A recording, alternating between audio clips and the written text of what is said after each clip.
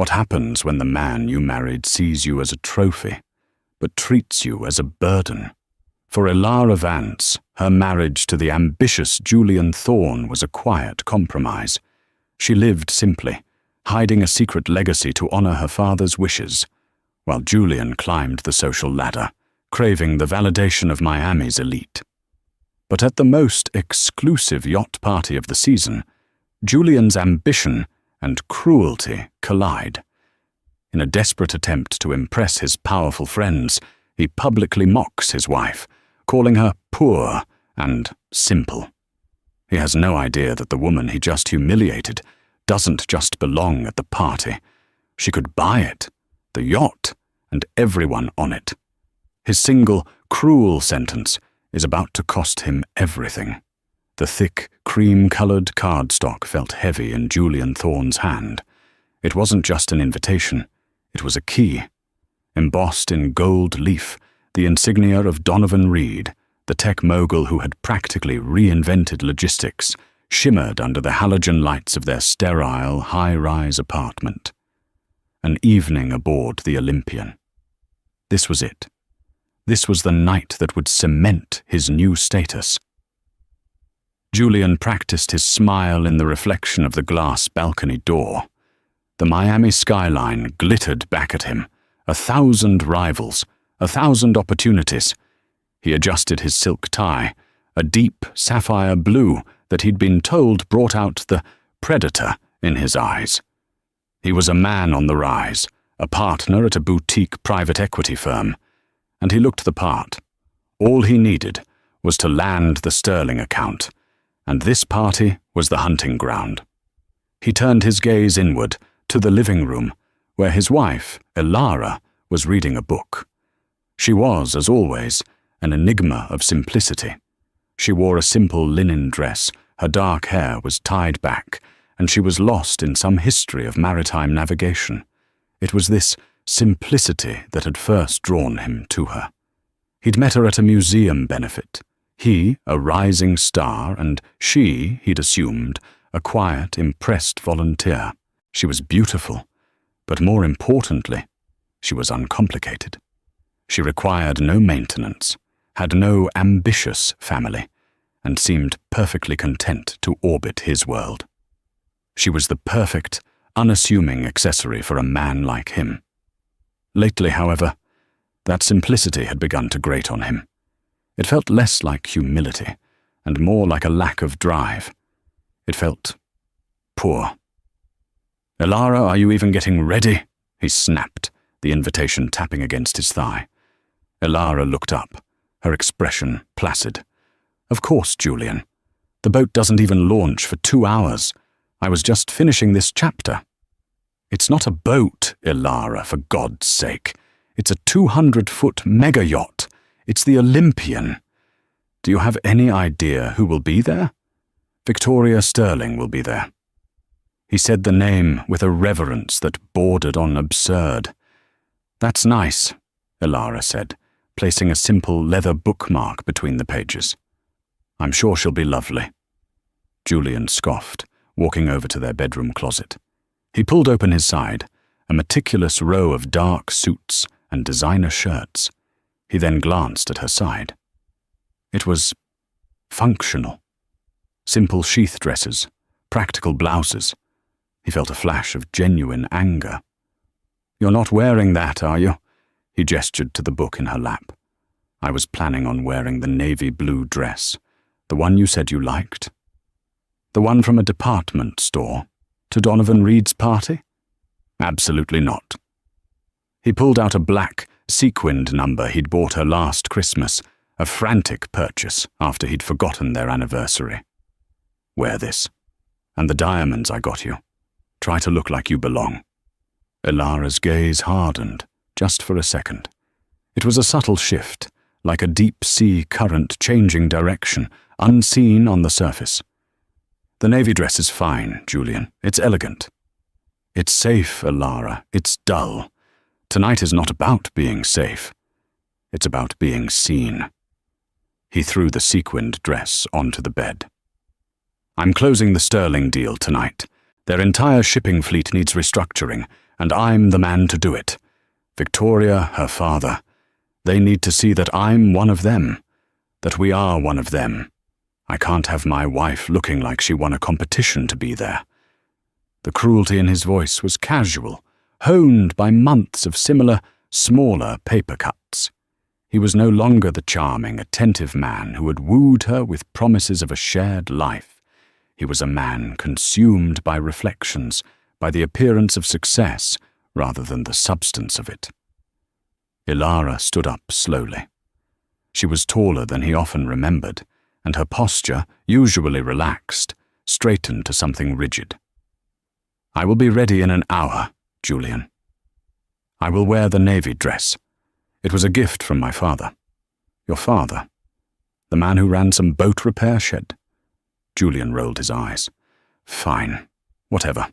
Just try to blend in.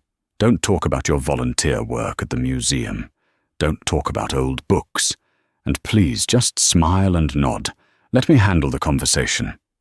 He went into the bathroom to fix his hair, missing the look in his wife's eyes.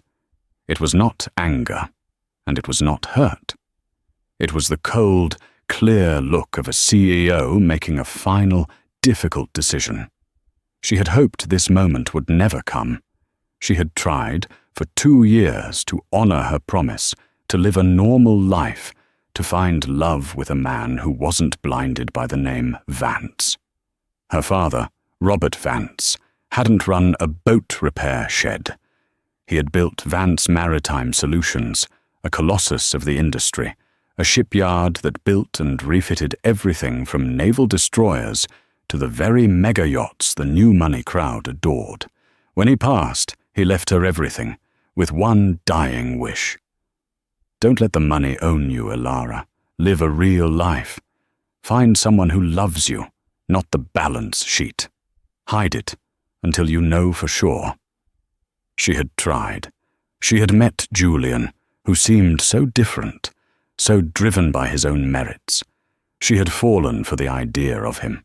But tonight, listening to him drip venom and ambition, she realized her father's test had just yielded its final, definitive result. Julian Thorne hadn't just failed. He had failed spectacularly. She picked up her phone and sent a single text message to a number not saved under any name. "Marcus. Change of plans. I will be at the Reed party tonight. Please be there. It's time." The reply was instantaneous. "Acknowledged, Miss Vance." She laid the navy dress out on the bed.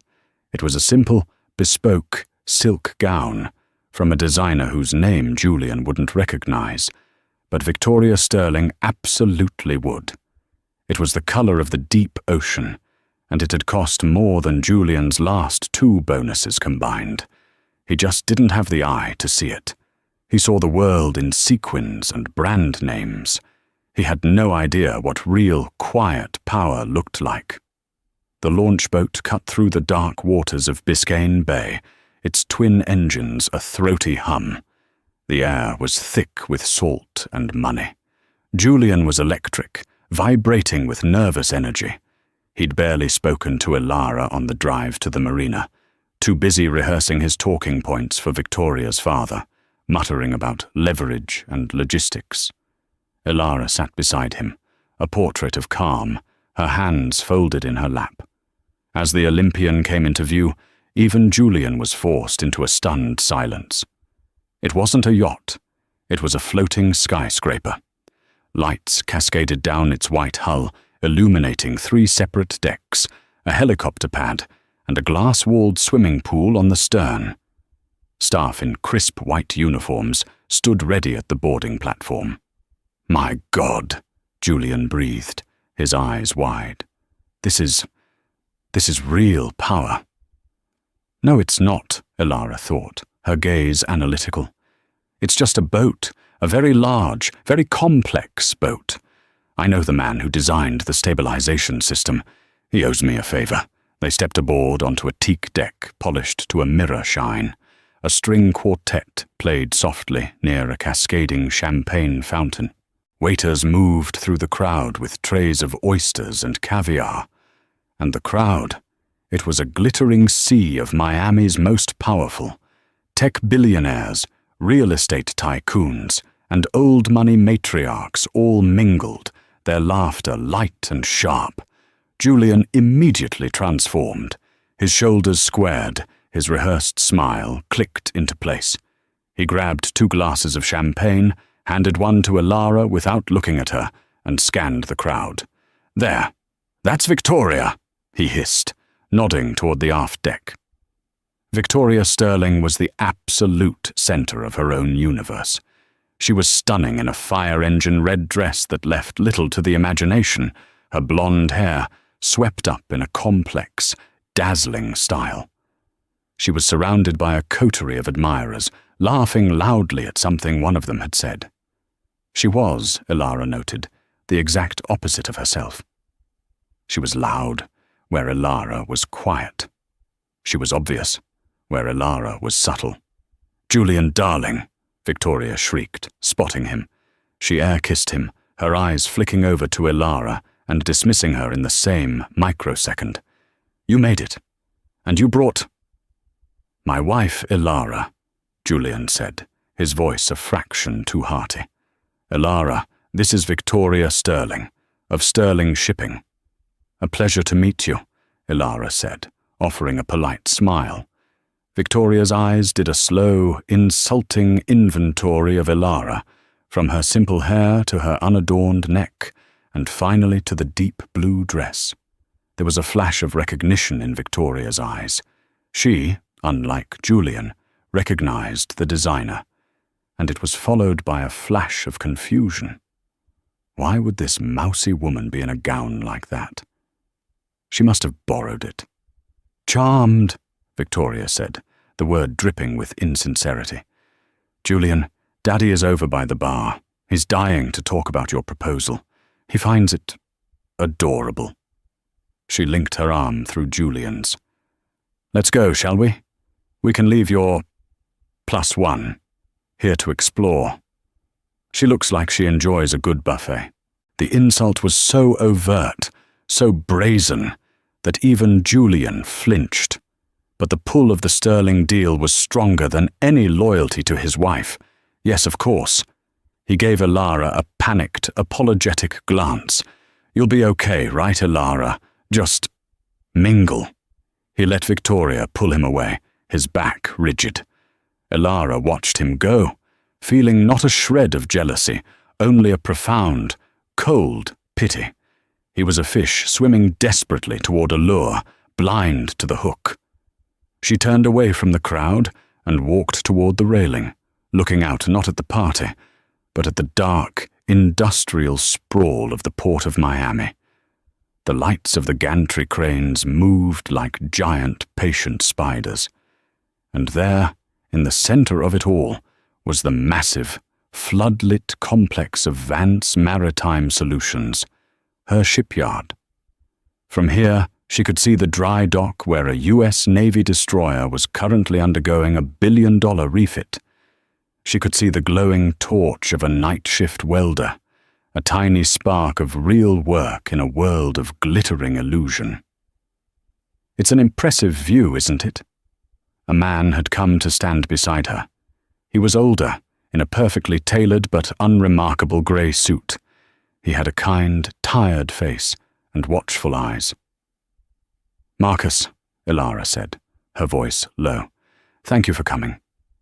Marcus Cole, COO of Vance Maritime, nodded. "I wouldn't miss it, Ms. Vance. Donovan Reed," he gestured to the party's host, "has been trying to get me to one of these for a year. He's a good client." "He is," Elara agreed. "His new logistics fleet. We're building all 12 hulls." "He doesn't know, does he?" Marcus asked, looking at her. "That the Elara Vance who signs the checks is the Elara Thorne standing here? No. He just knows my father's COO. As per my father's wishes, the Vance family stays out of the spotlight. You're the face, Marcus. You always have been." "I wish I was happy to honor," Marcus said, his voice softening.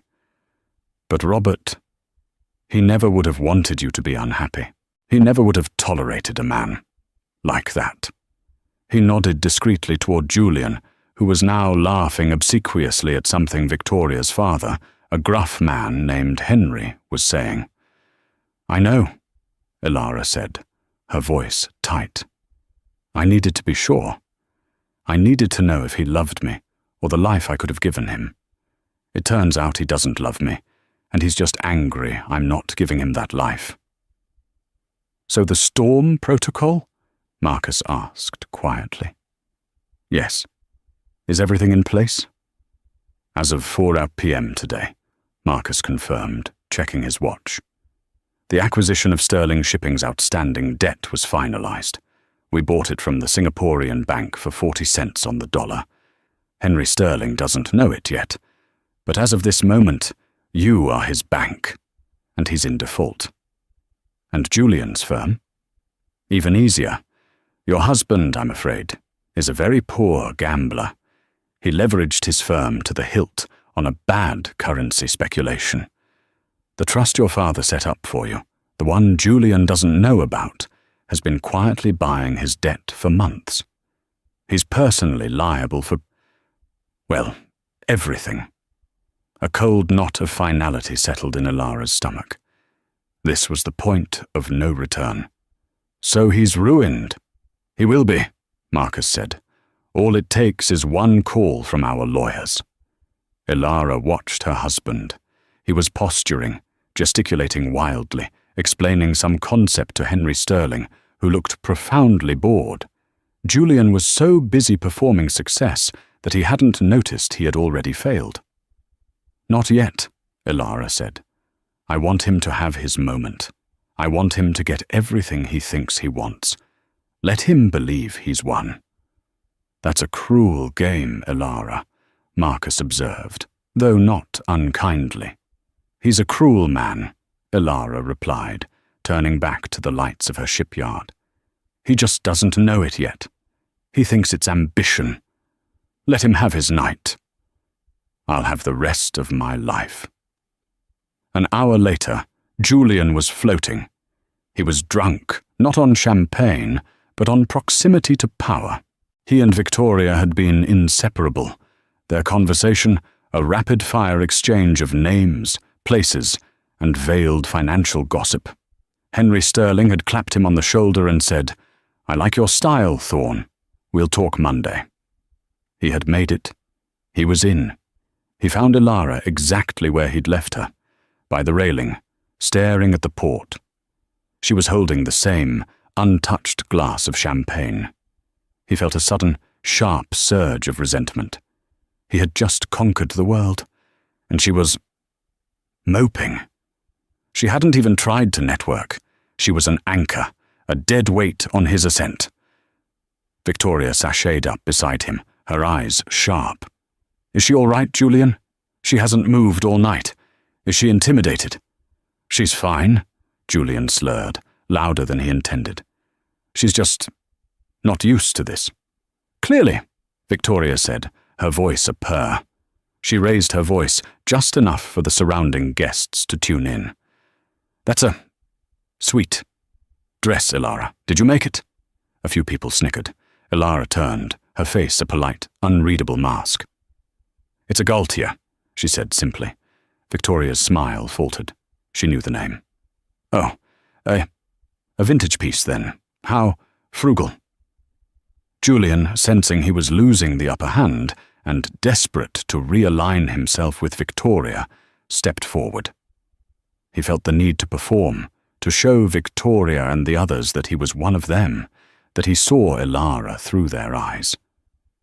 "Darling, don't be rude," Julian said to Victoria, before turning the knife on his wife. "Elara doesn't care about fashion. She's simpler than that." He reached out and, in a gesture of profound contempt, flicked the sleeve of her dress. "She's my little charity project, aren't you, Elara? Keeps me humble." The small circle of listeners laughed. Elara's face remained perfectly still, but her eyes, her very dark, very deep eyes, locked on his. "Julian, don't," she said, her voice a low warning. But he was too far gone, fueled by alcohol and the intoxicating approval of Victoria Sterling. He wanted to finalize his allegiance. He wanted to sever the tie to his simple life. "It's true," he announced to the group. "I found her volunteering at the Maritime Museum, dusting off old ship models. Can you believe it? She doesn't have an ambitious bone in her body." He leaned in, as if sharing a conspiratorial secret, but his voice carried across the deck. "I have to be honest, it's refreshing. In a world full of sharks, it's nice to have a little guppy. She's just, poor. Not just in money, but in spirit. No fire, no drive. But she's pretty, isn't she?" There it was. The word, poor. It hung in the humid air, stark and ugly. The laughter around them died, replaced by a few uncomfortable coughs. Even Victoria looked slightly taken aback by the raw, public cruelty. Julian had crossed a line. It wasn't just an insult. It was a public disavowal. He had, in effect, drawn a line in the sand, placing himself on the side of the glitterati and casting his wife onto the other. Elara didn't flinch. She didn't cry. She didn't raise her voice. She simply held his gaze. The silence stretched, becoming louder than the music, louder than the waves lapping against the hull. She looked past Julian to the people gathered around him. She saw their expressions: pity, embarrassment, and a strange, cold curiosity. They were waiting for the scene, for the tears. Instead, Elara straightened her spine. She set her untouched champagne glass on a passing waiter's tray. She looked at Julian, not as a wife, but as a stranger. "Is that what you think of me, Julian?" she asked, her voice clear and carrying. "Elara, don't make a scene," he hissed, his buzz rapidly fading, replaced by the cold fear that he'd miscalculated. "No," Elara said, her voice gaining a resonance it had never had before. "I believe you are the one making the scene." She looked at Victoria Sterling. "You're trying to restructure your father's debt. Julian is proposing a hostile takeover of your smaller competitors, funded by new bonds." Victoria's jaw dropped. "How could you possibly? And you, Julian," Elara continued, her voice like ice. "You think Henry Sterling is going to talk on Monday. You think you've won." "Elara, shut up," Julian whispered, his face turning pale. "You're drunk." "I haven't had a drink all night." She looked around at the silent, watching guests. "My husband mocked me for being poor. He mocked me for being simple. He mocked me for having no ambition." She took a step toward him. He instinctively took a step back. "You're right about one thing, Julian," she said. "I am simple. I believe in loyalty. I believe in promises. And I believe in finishing what my father started." She turned her back on him and walked toward the main salon, where Donovan Reed, the host, was standing near the microphone, looking deeply uncomfortable. She walked straight past him, up the few steps to the small stage where the string quartet had been playing. They stopped, their bows hovering over their strings. "What is she doing?" Victoria whispered, horrified. "She's lost her mind," Julian muttered, moving to intercept her. But before he could, Marcus Cole stepped into his path, a large, solid, immovable object. "I wouldn't, Mr. Thorne," Marcus said, his voice polite. "Get out of my way, you," Julian spat. "No!" Elara stood on the stage, overlooking the entire party. She wasn't a mousy, simple woman anymore. She was something else entirely. She waited, perfectly still, until every eye was on her. The music had stopped. The only sound was the thrum of the yacht's engines. This wasn't the plan. The plan, as conceived by Elara and Marcus, was a quiet, legal dismantling. A series of phone calls on Monday morning. A bloodless coup executed by lawyers in sterile boardrooms. Julian would have been served divorce papers and foreclosure notices simultaneously, a neat, tidy end to his delusions. But his public cruelty had demanded a public response. Her father had built his company on a bedrock of respect for his workers, his clients, and his own name. Julian hadn't just insulted Ilara. He had insulted the Vance legacy by treating his wife as a disposable accessory. Standing on that stage, Ilara wasn't thinking about her humiliation. She was thinking about the first time her father had taken her to the shipyard. She was 8 years old, and he'd placed a welder's helmet on her head and let her watch a team fuse 2 massive plates of steel. "This is what we do, Ilara," his voice had echoed in the helmet. "We take strong things, and we put them together to build something even stronger. Something that can withstand any storm. You remember that." She had spent her life withstanding storms. This was just another. She scanned the crowd. She saw Julian, his face a mottled mask of rage and confusion, being blocked by Marcus. She saw Victoria Sterling, her smugness replaced by a dawning frantic calculation. She saw the host, Donovan Reed, staring at her, his billionaire's brain finally putting 2 and 2 together. He had seen Marcus Cole's name on shipyard contracts, and now he was seeing Marcus act as a bodyguard for Julian Thorne's simple wife. Ilara took a deep breath. She didn't need the microphone. Her voice, trained by years of addressing shareholders and union leaders in cavernous halls, all under the radar, all as her father's proxy, was clear and strong. "Good evening, everyone. My apologies for interrupting." A nervous ripple went through the crowd. This was better than they could have hoped. "My name is Ilara Vance. For the past 2 years, many of you have known me as Ilara Thorne, Julian Thorne's wife." She paused, letting the name Vance settle in the air. To most, it meant nothing. To the real players, to Donovan Reed, to Henry Sterling, to the shipping bankers in the corner, it was a tectonic plate shifting. Vance, as in Vance Maritime Solutions. "My husband," she continued, her voice devoid of emotion, "just made a speech. He informed you all that I am poor, simple, and without ambition. He called me his charity project." She locked eyes with Julian. "I am here to correct the record." Julian's blood ran cold. This wasn't Ilara. This was someone he had never seen before. "Ilara, stop this! You're embarrassing yourself!" he shouted. "No, Julian, I'm embarrassing you." She turned her attention to the host. "Donovan, thank you for inviting us tonight. The Olympian is a magnificent vessel. My engineers were particularly proud of the new stabilization system we installed during her refit at our facility last quarter. I hope she's running smoothly." Donovan Reed's face went white. The refit had cost $80 million. He had negotiated it personally with Marcus Cole, who had repeatedly mentioned the owner was a stickler for details. He looked from Ilara to Marcus and back again.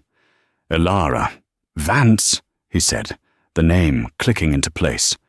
"My God." A collective gasp went through the crowd. Ilara then turned her gaze to Victoria Sterling. "Victoria, you were concerned about my dress. You called it frugal. It is.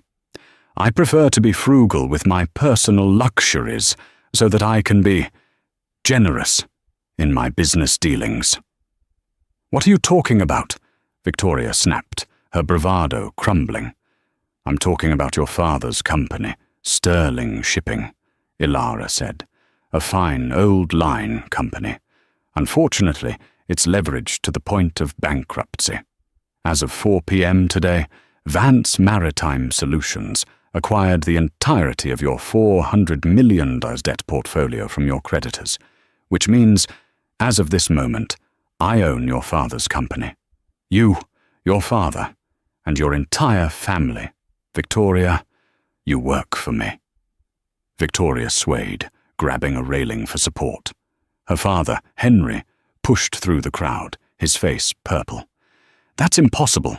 Our deal was with the Singaporean bank, who were very happy to sell a non-performing asset," Marcus Cole called out from the floor.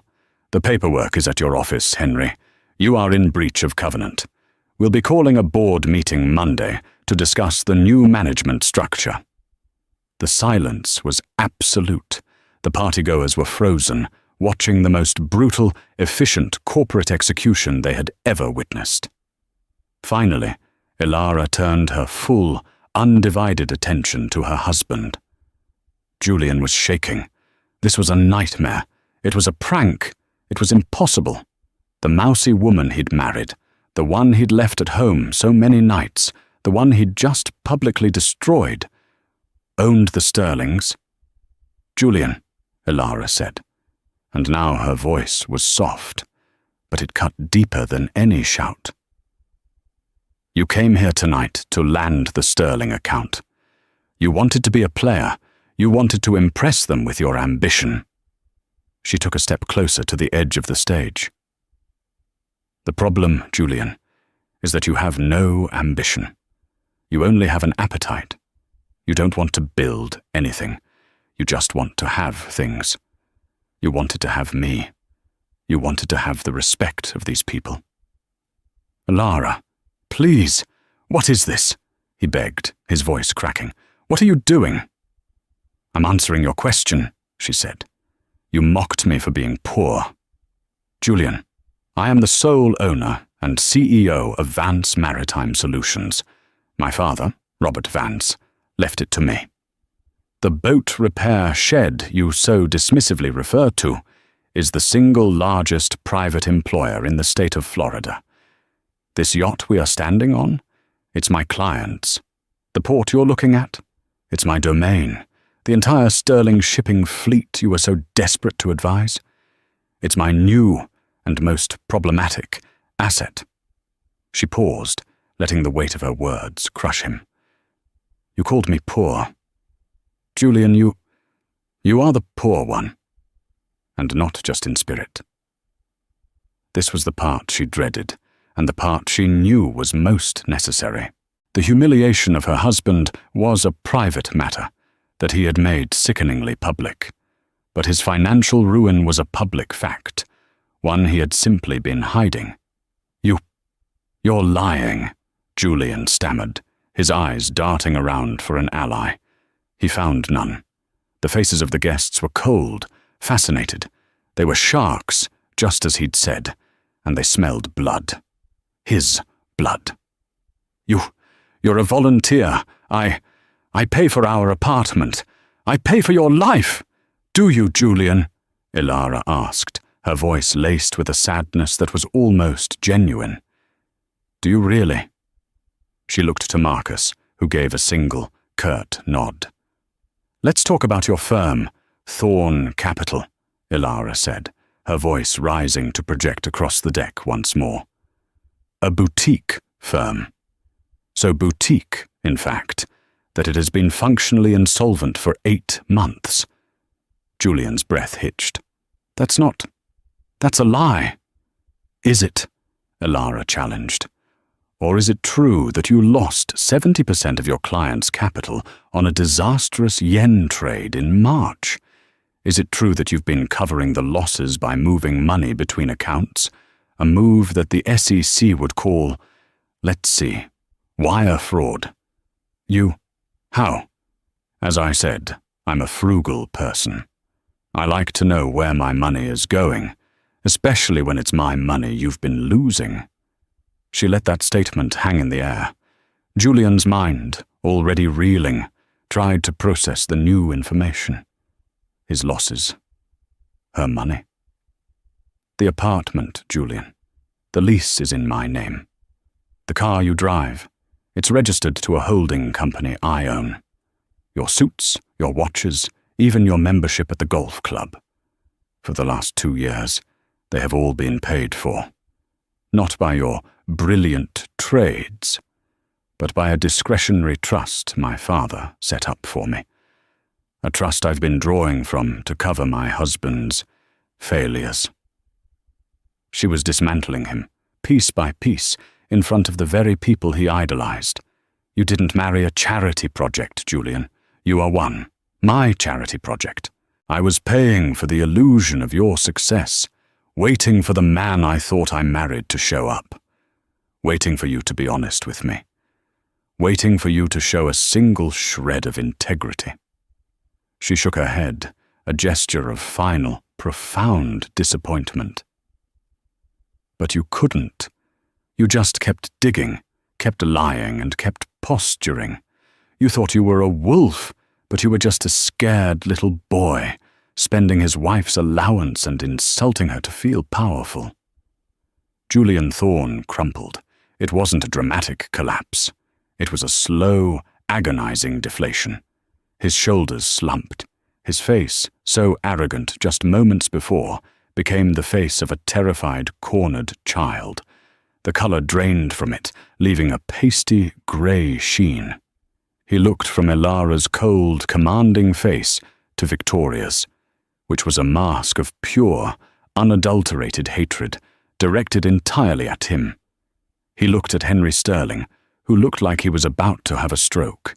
He had not just failed to land the account, he had brought the woman who was about to destroy them all as his +1.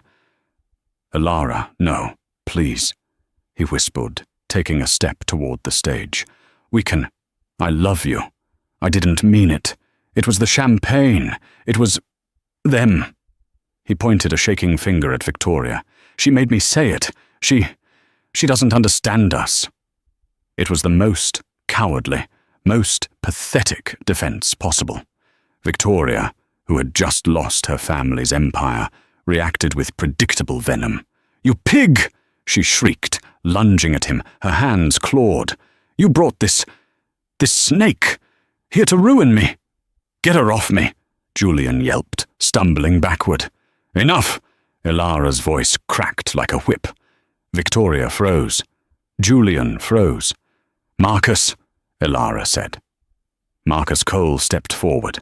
"Mr. Reed," he said to the host, "my apologies for this unpleasantness. Miss Vance will, of course, compensate you for the disruption to your evening." No, of course not," Donovan Reed stammered, clearly awestruck. "This is... please. Whatever you need." "We need security," Marcus said, "to escort Mr. Thorne off the vessel. He is no longer a guest of Miss Vance." "No!" Julian cried, a raw, desperate sound. "Elara, you can't do this! It's me! It's Julian! We're married!" Elara walked down from the stage, her simple navy dress rippling around her. She stopped directly in front of him. The entire party was silent, watching this final, brutal confrontation. She looked at him, her eyes searching his for any sign of the man she had once loved, any sign of remorse for his cruelty, not just for his consequences. She found nothing, only terror. "The marriage is over, Julian," she said, her voice quiet enough for only him to hear, though every guest strained to listen. "You will be served with divorce papers in the morning. Your accounts, which are all linked to mine, will be frozen as of midnight. The car is being repossessed tomorrow. The apartment, you have 48 hours to vacate. A moving company will pack your personal belongings and send them to... well, I'm sure you'll find somewhere to stay." "I'll have nothing," he gasped, tears of self-pity streaming down his face. You're destroying me." "No, Julian," Elara said, her voice final. "You destroyed yourself. You just wanted an audience for it. And tonight, you got one." She turned to Marcus. "Please get him off my client's yacht." Two of Donovan Reed's large, private security guards, who had been standing discreetly by the salon doors, moved forward. They each took one of Julian's arms. "No, get your hands off me! Elara, Elara!" He was dragged, protesting and weeping, across the immaculate teak deck. The crowd parted for him, their faces a mixture of disgust and dark satisfaction. He was a fraud, and he had been exposed. There was no greater sin in their world. They took him to the service launch, not the grand mahogany boat he had arrived on, but the small, functional tender used by staff. As they bundled him onto the boat, he had one last wild look back at the party. Elara was already turned away from him. She was in a quiet, intense conversation with a pale Henry Sterling. She hadn't even watched him leave. His humiliation was so complete that it was already an afterthought. The launch's engine sputtered to life, and Julian Thorne was ferried away into the darkness, leaving the glittering, gilded cage and his wife behind. The party, for all intents and purposes, was over. The string quartet did not resume playing. The shocked whispers of the guests were the only soundtrack. Within minutes, the first launch boats were called. No one wanted to be the next person to draw the attention of Elara Vance. Victoria Sterling, after shooting Elara a look of such concentrated venom that it was almost impressive, had stormed off to find her father, who was now slumped in a deck chair, clutching his chest. Donovan Reed, the host, approached Elara tentatively. "Miss Vance, Elara, I am stunned and deeply impressed. Your father was a legend. It's clear his legacy is in formidable hands." Elara gave him a small, weary smile. "Thank you, Donovan. And again, my apologies for the scene. It was unavoidable." "Not at all," Reed said, his eyes glittering with the thrill of it all. "It was the most honest party I've ever hosted." He lowered his voice. "The refit. It was perfect. I have a new project, a fleet of autonomous container ships. I was going to put it out to tender, but I'd rather just give it to you." "Send the specs to Marcus's office," Elara said. "We'll have a proposal by end of week." "Done." He kissed her hand, a gesture of newfound, profound respect. "Good night, Miss Vance." "Good night, Donovan." As the yacht emptied, Elara was left standing at the rail with Marcus. The warm Miami air had a chill to it now. The adrenaline was fading, leaving behind the hollow ache of what was, at its core, a profound failure.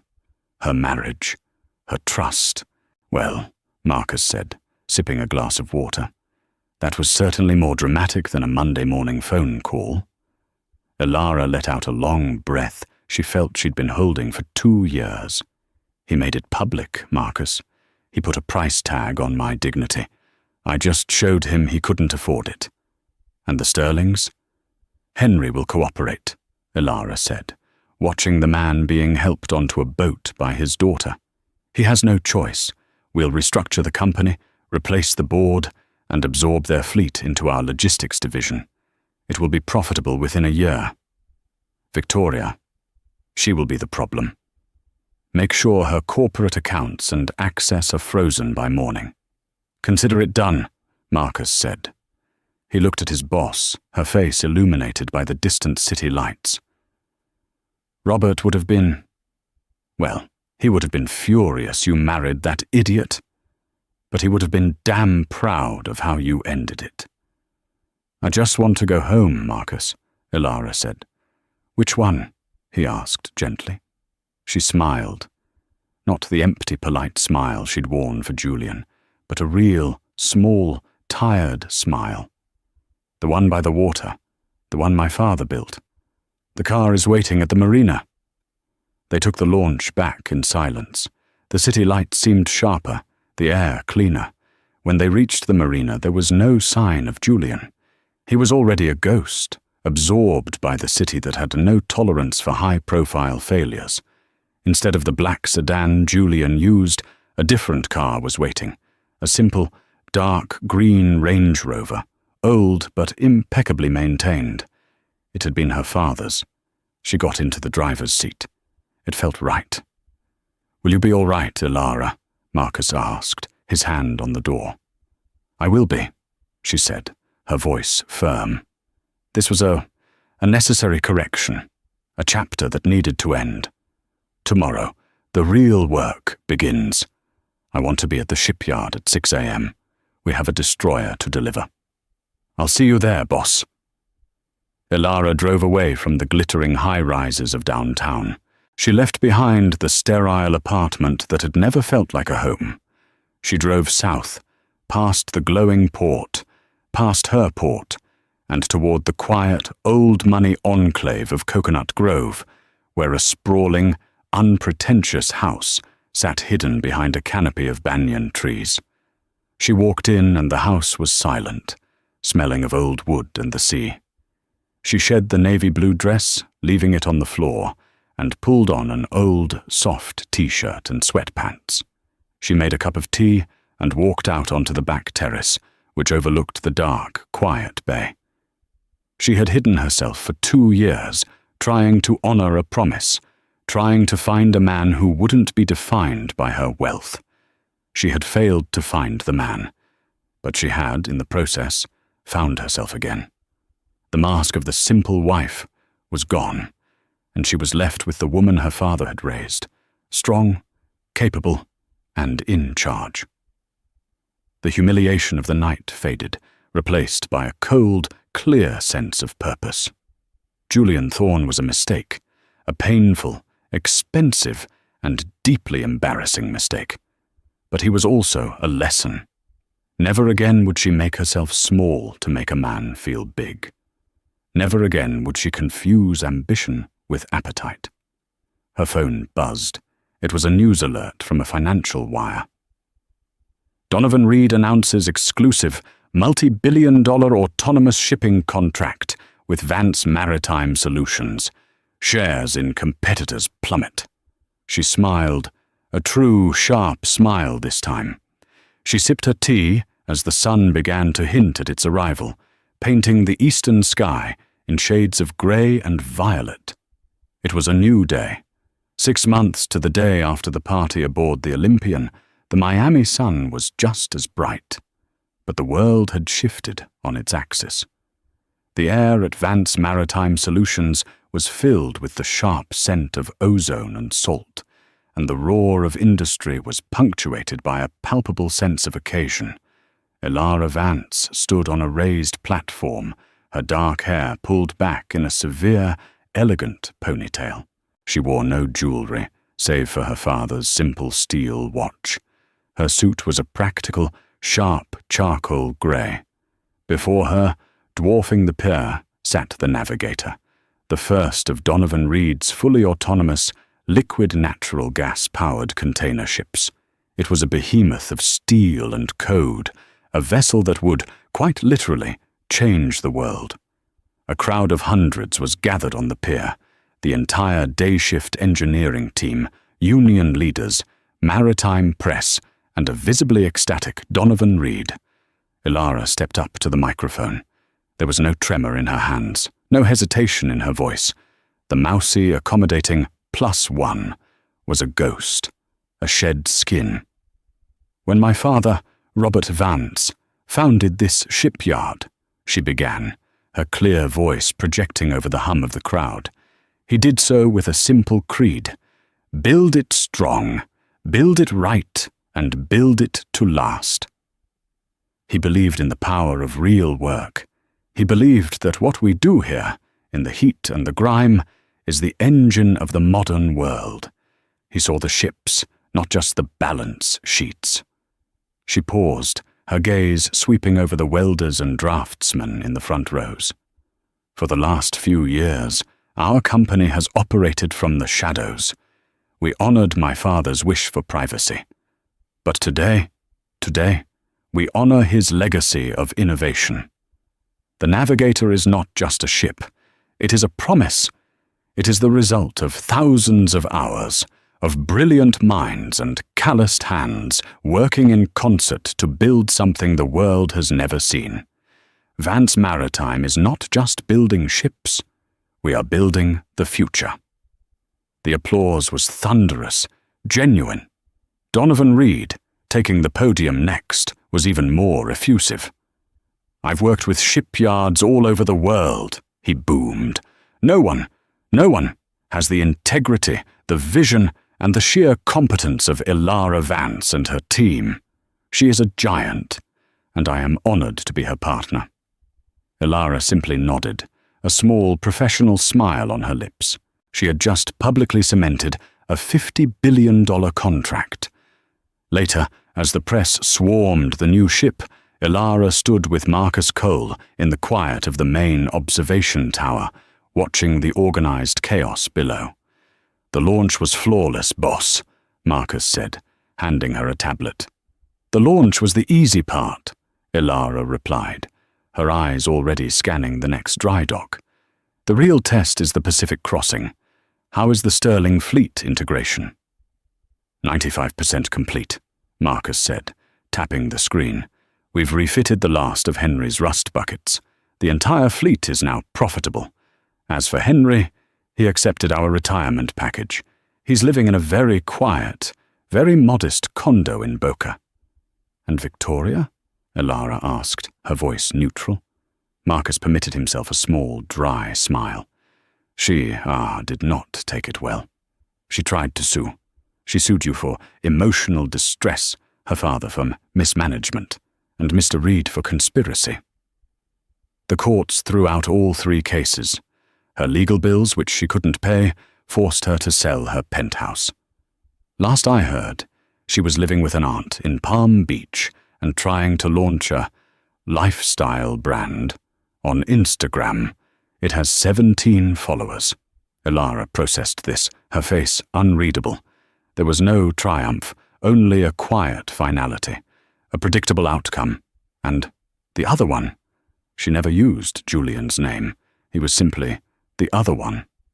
"The divorce was finalized last week," Marcus reported, his tone all business. He and his legal team were loud.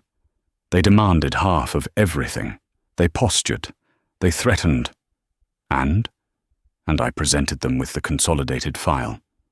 Not just the evidence of his wire fraud and embezzlement of your trust fund, but the affidavits from 2 of his former partners attesting to the fact that he'd been running a Ponzi scheme for 3 years.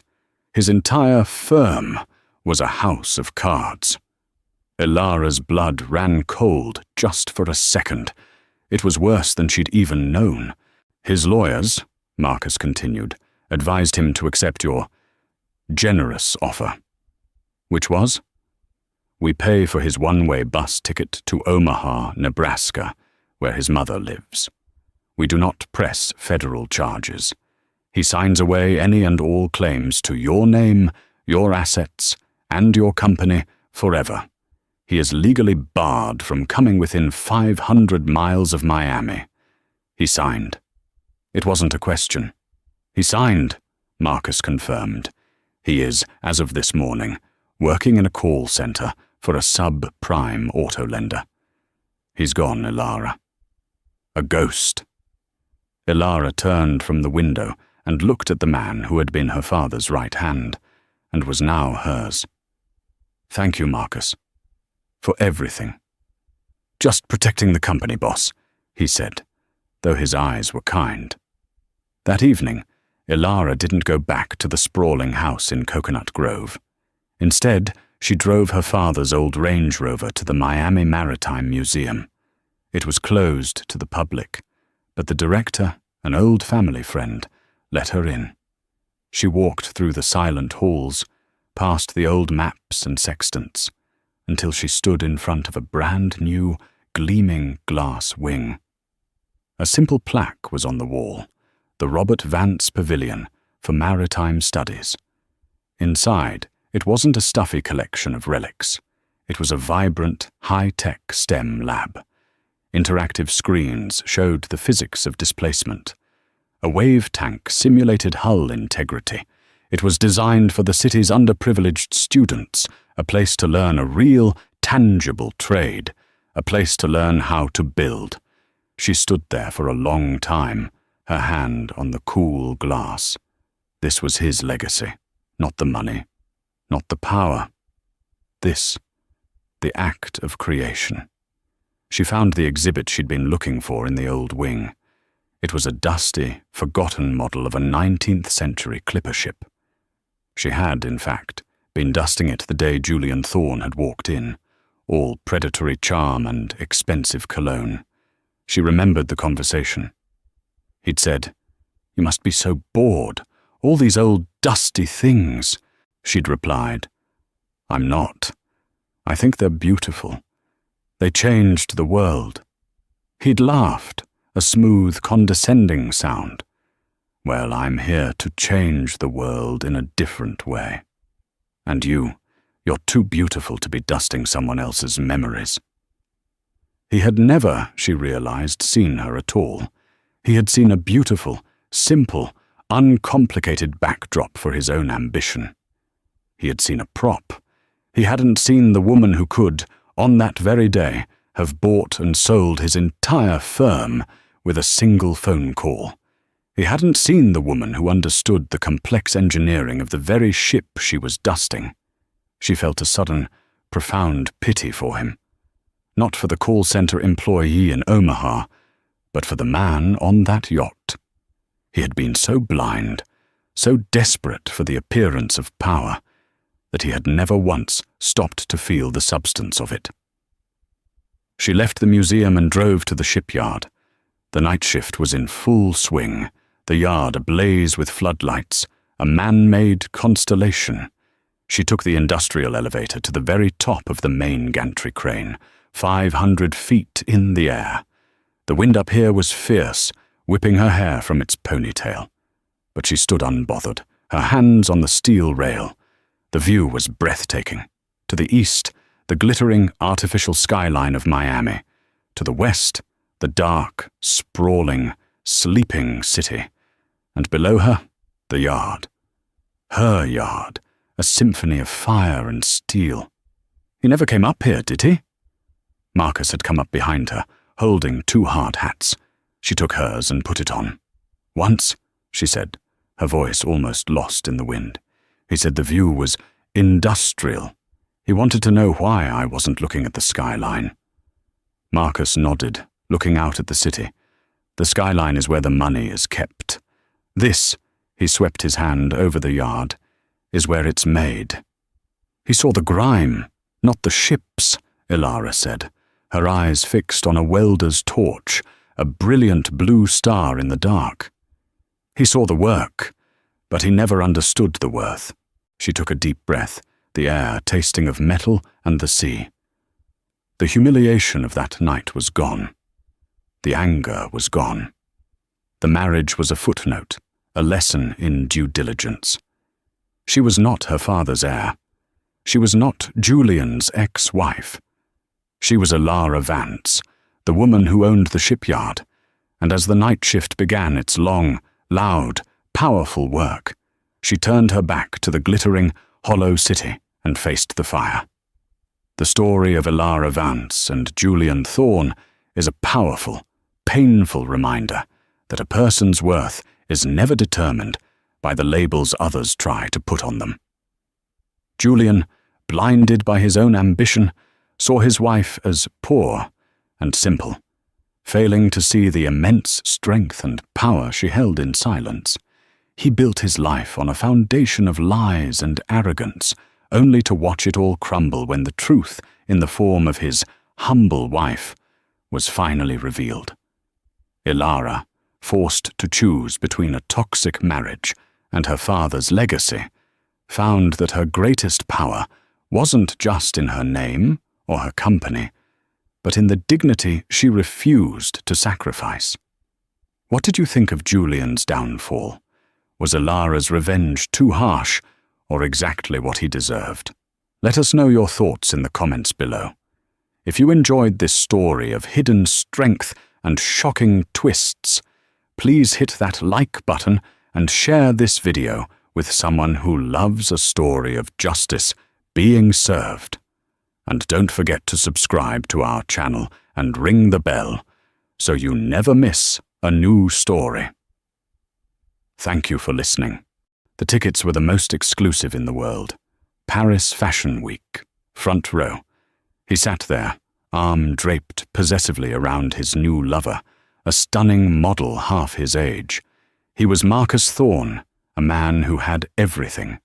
He'd even secured an invitation to the debut show of Aura, the mysterious, white-hot brand taking the industry by storm. As he smirked for the cameras, he sent a text to his pregnant wife back home. "Hope you're resting." He had no idea that the woman he was humiliating, the woman carrying his child, was the secret billionaire owner of the very brand he was there to see. The penthouse on Park Avenue was a masterpiece of cold, minimalist design. Floor-to-ceiling windows offered a godlike view of Manhattan, but the sheets of glass felt more like the walls of an expensive aquarium. Inside, Serafina van der Meer felt like its most prized and most trapped specimen. At 6 months pregnant, the nausea had finally subsided, replaced by a deep, aching exhaustion that had little to do with the baby and everything to do with the man sleeping beside her. Marcus Thorne was, by all accounts, a success. He was handsome, ruthless in business, and had married into one of New York's oldest fortunes. He managed Serafina's vast inheritance, the real estate, the stocks, the portfolios left by her reclusive father. He managed it well, but he also managed her. "You really should take it easy, darling," he'd murmured that morning, buttoning his custom-made Turnbull and Asser shirt. His reflection in the antique mirror was perfect, not a single dark hair out of place. "This hobby of yours, it's putting stress on the baby, all that fabric and thread." Serafina's hobby was Aura. When her father died, he had left her a sprawling, dysfunctional conglomerate. Buried deep within it was a defunct, dusty Parisian couture house named Aura, which hadn't produced a collection since the 1980s. Marcus had advised her to liquidate it. "Sell the name to a perfume company, sweetheart. It's dead weight." Instead, Serafina, who had a quiet degree in design from Parsons that Marcus found quaint, had poured her own money into it secretly. For 3 years, she had rebuilt it from the ground up. She operated entirely through a proxy, her loyal executive director, Arthur. To the burgeoning fashion world, the creative genius behind Aura was known only by the enigmatic moniker SV. The brand had become a sensation precisely because of its mystery. It didn't use influencers. It didn't advertise. It simply produced breathtaking, architectural garments that were instantly bought by the very few who could get an appointment. And now, SV was finally ready to show the world what Aura truly was. At Paris Fashion Week. Marcus, of course, knew nothing. He saw her late nights hunched over a sketchpad in her private study as nesting. He saw the endless deliveries of fabric swatches and hardware as frivolous spending. He was a man who only understood balance sheets, and Aura was not on any balance sheet he managed. That evening, he came home carrying a sleek, black carbon fiber suitcase. Not his usual leather weekender. "Change of plans, darling," he said, kissing the air beside her cheek. He smelled faintly of a perfume that wasn't hers. Jardin de Sicile. Chloe's signature scent. Serafina's hand rested on the swell of her stomach. "Oh? I thought you had the fundraiser in Chicago." "Postponed. Something massive has come up with the Hong Kong acquisition. I have to fly to Paris. Tonight. I'll be gone through the weekend. Probably all of next week, to be honest. It's a nightmare." Paris. The timing was almost laughable. Serafina kept her expression perfectly placid, a skill she had perfected over 5 years of marriage. "Paris? How dreadful for you. All that business." "Exactly. You know I'd rather be here with you." He patted her stomach, a proprietary gesture that made her skin crawl. "You and the little man." He always called the baby the little man, though they hadn't found out the gender. He wanted an heir, a successor for the Thorne name. "Well, try to get some rest," she said, her voice smooth as silk. I'll have Maria pack for you." "Already done," he said, tapping the high-tech suitcase. "I'll be staying at the George V. Don't call unless it's an emergency. You know how these negotiations are." "I know," Serafina said. She knew. She knew Chloe Sanders, an ambitious, leggy influencer with 10 million followers and zero morals, had been posting from the George V for 2 days. She knew Marcus's Hong Kong acquisition was a 24-year-old who saw him as a stepping stone to a modeling contract. And she knew that her own flight, a private Gulfstream GZ50, was leaving from Teterboro in 3 hours, bound for Le Bourget. Marcus was going to Paris for Fashion Week. He just didn't know he was going to her show. "You'll be all right here alone?" he asked, a final, fleeting glance of obligatory concern. "I'll be fine, Marcus. I have my work to keep me busy." He chuckled, a short, condescending sound. "Don't tire yourself out with those little sketches, Serafina. Just rest. For me." He left.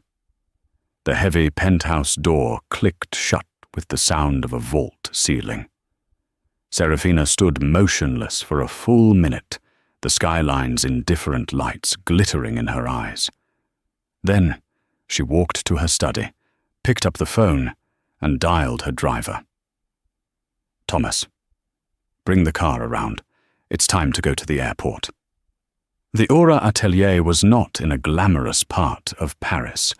It was tucked away in the 10th arrondissement, hidden behind a massive, unassuming grey door, the kind you would walk past without a second glance.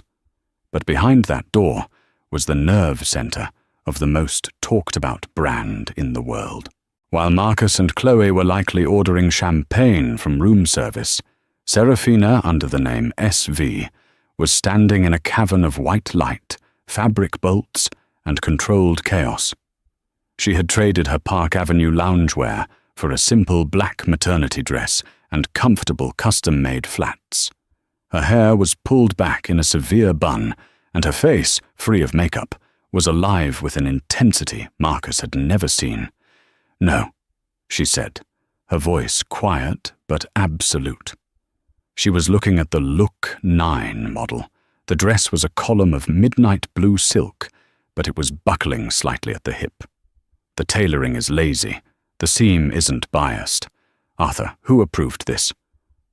Arthur Finch, her director, a man with the weary eyes of a saint and the sharp suit of a surgeon, winced. "Antoine, madame, he said it was structurally sound." "Structurally sound isn't the point. It's weak. It disrupts the line. Tell him to take it apart and redrape it." "Now." She turned to another model, who was encased in a jacket made of thousands of hand-sewn, iridescent black pearls. This is the heart of the collection, the resilience piece. It must be perfect." The collection was titled Chrysalis. It was her story.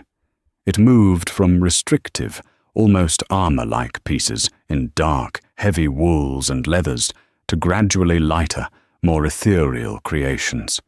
The finale was a single dress of liquid gold silk, designed to look like a butterfly's wing emerging. For 3 years, SV had been a ghost. The press loved it. Vogue had run a full-page editorial asking, "Who is SV? Fashion's new Garbo?" Women's Wear Daily, WWD, speculated it was a famous male designer from a rival house, moonlighting. No one ever suspected Serafina Vandermeer, the mild-mannered American heiress, known only for her charitable donations to the Met. This show was her coming out. And, as fate would have it would be her husband's as well. "Madame," Arthur said, approaching her carefully. He was the only person in the world, besides her lawyer, who knew her full story. "The front-row requests are challenging. Let me guess. Beatrice Holloway wants the entire A block for her Vogue team. Worse. She's threatening to send her junior editor if she can't sit next to the empty SV chair." "Fine," Serafina said, not looking up from a shoe buckle. Put her there. She loves a gimmick. What else? Arthur cleared his throat, a nervous habit. We received a request this afternoon from a Mr. Marcus Thorne. He's requesting 2 front-row seats. He's insistent. He says he's a significant private investor in the luxury market. Serafina froze. The heavy gold buckle in her hand suddenly felt like a block of ice. She had anticipated this. She had even, in a dark, twisted way, hoped for it. But the audacity of it still stole her breath. He wasn't just bringing his mistress to Paris. He was trying to leverage his status, a status she gave him, to get into her show. A significant investor, Serafina repeated, her voice dangerously soft. Is he now? He name-dropped his connection at LVMH. It's a legitimate connection, madame. To refuse him, front row, might create friction. Serafina looked up, and for the first time, Arthur saw the exhaustion of her pregnancy warring with the fire of her anger. Friction, she said. Yes, I'm sure it would. She thought for a moment. Her first instinct was to bar him from the building, to have security throw him out onto the cobblestones. But where was the justice in that? He would just retreat, spin a story, and call her hysterical. No, the cage she had been living in wasn't built of glass. It was built of his assumptions. The only way out was to let him walk in, lock the door himself, and watch him realize he was the one who was trapped. Arthur, she said, her voice now clear and cold as a diamond. Madame? Give Mr. Thorne his seats. Give him excellent seats. Front row, center, directly opposite the main camera run. Arthur's eyes widened. Madame Serafina, are you sure? The press, I want him to have a perfect view, she interrupted. I want him to see every single stitch, and I want you to place an extra security detail, plain-clothed, near his position. For your protection? Serafina finally allowed herself a small, grim smile. No, Arthur. For his. When the truth comes out, I don't want him to faint and crack his skull on the runway. It would be a nightmare for an intern to clean up. She turned back to the resilience jacket. Now, let's get back to work. We have a show to finish. The suite at the Hotel Plaza Athénée was a symphony of cream, gold, and obnoxious floral displays. Marcus Thorne had chosen it specifically for the balcony view of the Eiffel Tower. It was a cliché, but Chloe loved clichés. She was currently posing on that balcony, pouting for a selfie. She was wearing a red dress so tight it looked painted on, and nothing else. Marcus, baby, she called, not looking away from her phone screen. This lighting is insane. Are you sure the tickets are good? I don't want to be in the second row. Jessica Dane got second row at the Chanel show, and she was mortified. Marcus, loosening his tie, felt a flash of annoyance. Chloe was beautiful, an undeniably perfect accessory, but she was also incredibly demanding. Still, she was his ticket to a different kind of world, the young, fast, social media-driven world that he, with his old money wife, couldn't access. They are not just good, Chloe, he said, pouring himself a generous measure of cognac. They are A-list, front row, aura, the hottest ticket of the week. No one knows who the designer is. It's all anyone is talking about. Aura, Chloe mused, finally coming inside. I love their bags, but they won't even sell me one. They said I wasn't on the list. Can you believe it? Everyone is on a list, darling, Marcus said, pulling her onto his lap. You just have to know the list maker. I made a call to a friend at Kering, pulled a few strings. They were practically begging me to come. They know I'm a serious player. You're the most serious player I know, she whispered, kissing him. He tasted the cognac and the faint, artificial cherry of her lip gloss. He felt a pang of, not guilt, but inconvenience. He thought of Serafina. She was probably sitting in that cold, silent apartment, drinking some herbal tea and reading a book. She was a good wife, in the classical sense, placid, predictable, wealthy. But she was boring. She had no fire, no ambition. She was content to be a vessel for his heir and a custodian for her father's dusty money. This, here with Chloe, this was living. This was the sharp end of the spear. "What are you going to wear?" he asked. "This," Chloe said, gesturing to her red dress. Marcus frowned. "No, not to the Aura show. SV is elevated, architectural. That dress is for a nightclub. I had something sent up." He pointed to a garment bag hanging on the wardrobe. Inside was a sleek, minimalist black dress from the row.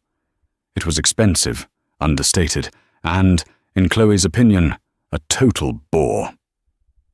"It's so plain," she whined. "It's class, Chloe. You're not an influencer tonight. You're my partner. You're sitting next to me. You have to look the part." He was building a new brand for himself. Marcus Thorne, the power broker, the man who moved between old-world finance and new-world cool. Flaunting his mistress at the Aura show wasn't just an act of infidelity. It was a business decision. It was a statement. I am not my boring wife. I am the future. He picked up his phone and, feeling a sudden, magnanimous impulse, sent a text to Serafina. "Paris is a madhouse. All work. Hope you're resting, darling. Thinking of you." He hit send and tossed the phone on the bed. "Now," he said to Chloe, "put on the black dress. We have dinner reservations at L'Ambroisie, and tomorrow we show them all how it's done." Across the city, Serafina's phone vibrated on a cluttered workbench. She glanced at the screen. "Paris is a madhouse. All work. Hope you're resting, darling. Thinking of you." She looked at the text, then at the 40-foot-long mood board for her collection. She looked at the weary, hopeful faces of her 50-person team, all of whom were running on caffeine and adrenaline. She looked at the final, breathtaking, chrysalis dress, now waiting on its mannequin. She didn't feel anger. She didn't feel sadness. She felt a profound, cold clarity. He wasn't just lying to her. He was lying to himself. He had built an entire world based on the assumption of her weakness. She put her phone on silent and turned to her head of PR. "Clear the backstage area for one interview post-show," she ordered. "Beatrice Holloway, Vogue, no one else. And make sure the cameras in the venue have a clear, tight shot of the front row, center block." "The front row?" the PR head asked, confused. "But the show is on the runway." "The runway is the main event," Serafina said, placing a hand on her pregnant stomach, feeling the baby kick. "But the reaction is the story." The Grand Palais Éphémère was electric. The temporary structure, set up near the Eiffel Tower, was thrumming with the high-pitched, frantic energy that only a major fashion show can generate. Outside, a sea of photographers' flashes created a perpetual, strobing daylight as celebrities, editors, and billionaires navigated the cobblestones. This was the circus, and Marcus Thorne felt he was finally its ringmaster. He stepped out of the black Mercedes sedan, adjusting the lapels of his Tom Ford suit. Chloe, beside him, looked striking in the black dress, which she had complained about until the moment the first photographer screamed her name. Now, she was a vision of manufactured elegance, her hand tucked possessively in Marcus's arm. "Marcus! Chloe!" the paparazzi yelled. Marcus gave a reserved, powerful nod. Chloe blew a kiss. They were the new power couple. He could feel it. The air crackled with their arrival. Inside, the show space was a stark, cavernous white box. A single polished black runway snaked through the center. The guests were a who's who of the global elite. Marcus recognized a chart-topping pop star, a few Hollywood A-listers, and most importantly, the entire editorial staff of Vogue Paris, Vogue US, and Vogue UK. And there, sitting in the A block, with an expression of intense boredom, was Beatrice Holloway herself, the silver-haired lioness of the industry, the woman whose opinion could make or break a $100 million brand overnight. An usher, seeing their gold-embossed invitations, quickly led them to their seats. Monsieur Thorne, Mademoiselle Sanders, welcome. Their seats were, as promised, perfect. Front row, dead center. They were sitting directly across from Beatrice Holloway. Marcus caught her eye and gave a slight dip of his chin. She offered a brief, clinical assessment of him and Chloe before turning back to her phone. It didn't matter. He was in her eye line. He was here. "Oh my God," Chloe whispered, her phone already out and recording. "That's Amelia Weston. She never goes to shows. And look, the Minister of Culture." Marcus felt a swell of pride. This was his world. He had crashed the gates. He looked at Chloe, at her flawless profile, her hungry eyes. She was a perfect reflection of his own ambition. He thought, briefly, of Serafina, 6 months pregnant and probably asleep in New York. He felt a small, fleeting prick of pity. She was a good woman, but she would never understand this. She didn't have the hunger for it. Her world was small and soft. This world was hard, bright, and sharp, and it was his. He leaned in close to Chloe, the flashbulbs still popping around them. "See, darling," he whispered into her ear. "I told you. The best of everything. From now on, this is our life." Chloe beamed, seeing her future unfolding. Marcus settled into his seat, crossed his legs, and prepared to be entertained. He was so focused on the spectacle of the crowd, on the celebrity spotting and the networking, that he barely glanced at the show notes placed on his seat. It was a simple, elegant card, embossed with a single, unfamiliar logo, a stylized A that looked almost like a butterfly's wing. Below it, a single line: Aura. Collection. 1. Chrysalis by SV.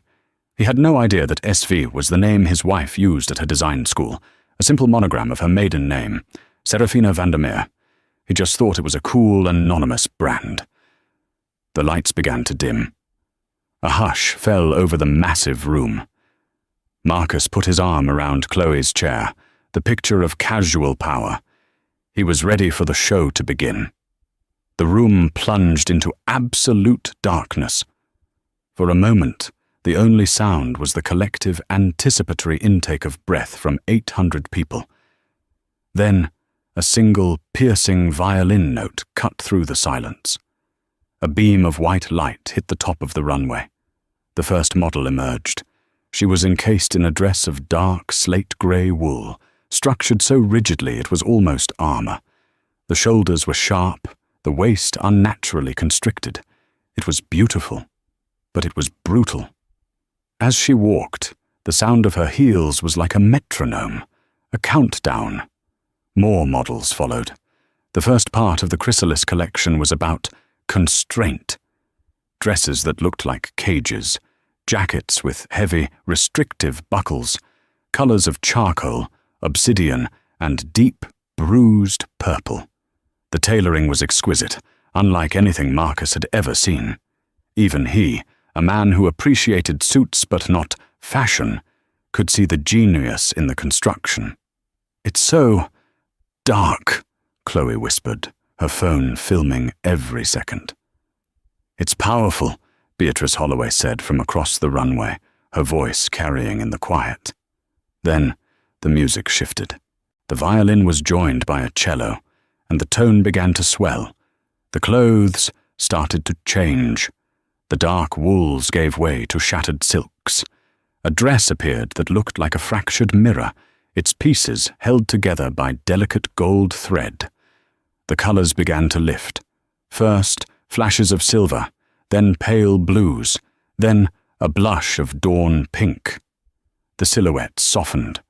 The models who had walked with a grim robotic pace now moved with more fluidity. Serafina, watching from a monitor backstage, felt her heart hammering against her ribs. Her hand was pressed to her stomach. The baby was kicking, as if it too could feel the music.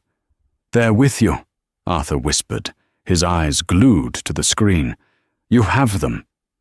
On the runway, the final transformation was beginning. The music swelled to a full orchestral crescendo. The final sequence of models emerged in a blaze of light. The clothes were ethereal, triumphant. They were made of liquid lame, airy tools, and intricate, hand-beaded fabrics that looked like butterfly wings. The final model, the resilience piece Serafina had obsessed over, wore the jacket of 1,000 black pearls, but she wore it open, revealing a simple, perfect white silk slip beneath. She was no longer armored. She was free. The crowd was stunned into silence before erupting into spontaneous applause. Even Beatrice Holloway was nodding, a rare, impressed smile on her face. Marcus was clapping too. He was genuinely impressed. "Incredible," he said to Chloe. "We are definitely investing. I'll find out who this SV Yacht is. We'll get a meeting. This is $1 billion brand. $1 billion." Chloe was just staring, mesmerized. "That gold one. I need that gold one." The final model stopped at the end of the runway.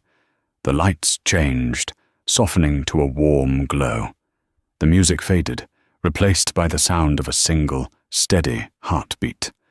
An announcer's voice, rich and feminine, echoed through the Grand Palais. "Thank you for joining us for the debut of Chrysalis." The crowd cheered. "And now, for the first time, putting a face to the name." The entire room held its breath. Marcus leaned forward, eager to see the genius, the man he was going to make his new business partner. The founder, the creative director, and the sole visionary behind Aura, Serafina Vandermeer. The name hung in the air for a fraction of a second. Serafina Vandermeer. To 99% of the room, the name was a shock. Vandermeer, the quiet American heiress, the one married to that finance guy?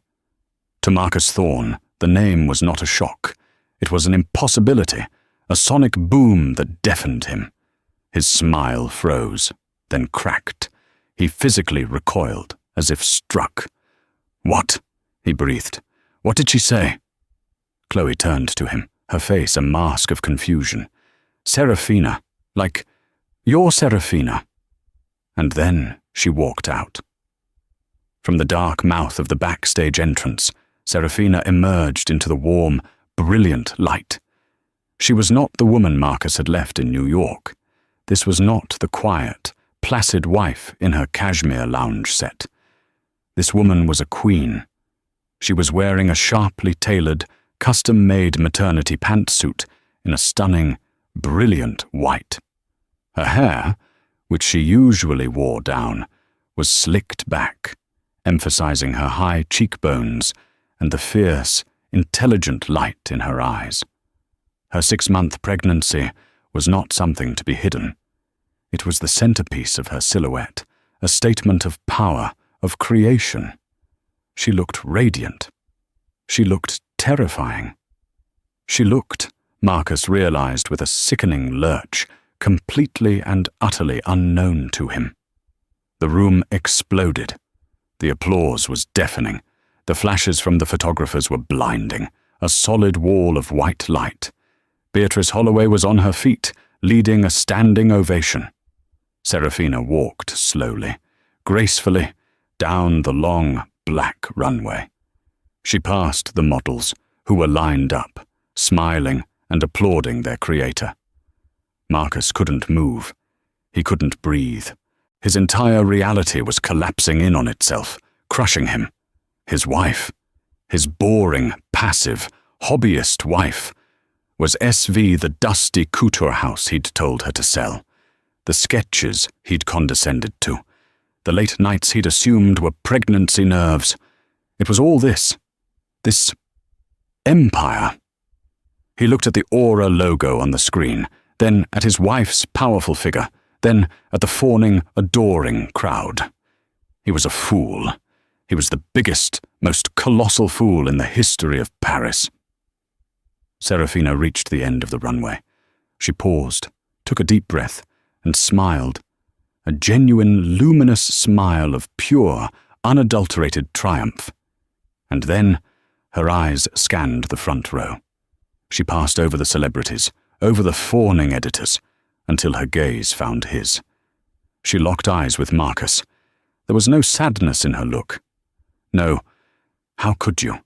There was no anger, no pain. It was something far worse. It was a look of cold, final, indifferent assessment. It was the look a CEO gives a redundancy, a line item to be deleted. In that single devastating glance, he saw his entire future evaporate. Beside him, Chloe was hyperventilating. She was looking at Serafina, the billionaire creative genius, then at Marcus, the cheating husband who was now a complete and total liability. The blood drained from her face. She wasn't just losing her in to the fashion world. She was sitting next to the man who had just publicly humiliated its new queen. She was toxic. She was done. She slowly, almost imperceptibly, began to edge her chair away from his. Serafina held his gaze for 3 long, agonizing seconds.